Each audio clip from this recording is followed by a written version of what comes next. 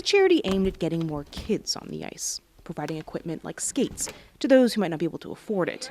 But the chair says they've been dealt a big financial blow.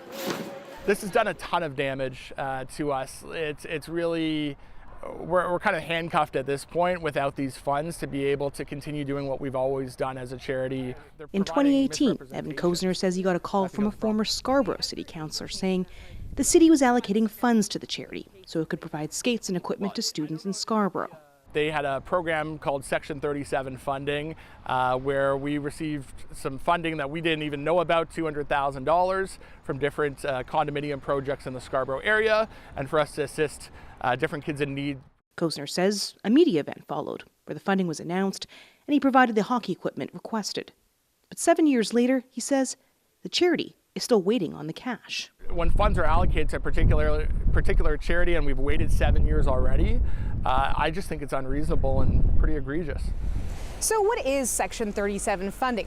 It's money that's paid to the city by a developer when it wants to add height or density to a project beyond what's permitted. The city then collects that cash to cover the cost of things like facilities and services that are needed in the area. They generally go to things like playgrounds, splash pads, community centers. The idea being they provide a community benefit.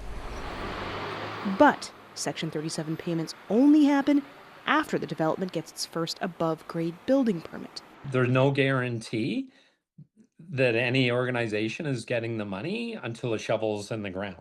And that's made very clear to them right off the bat. Paul Ainsley, the current city councillor for that Scarborough award, says it can take 2 to 3 years minimum for permits to be granted. And then another motion has to go through city council, having the distribution of the monies approved.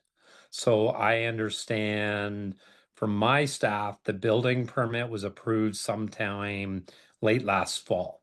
In a statement, the city confirmed it received the indexed Section 37 payment in October for one of the projects after an above-grade building permit was issued. But it said funds are released through a city council motion, which to date has not been proposed.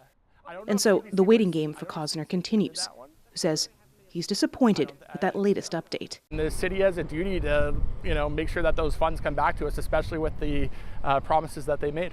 Farah Morali, CBC News, Toronto.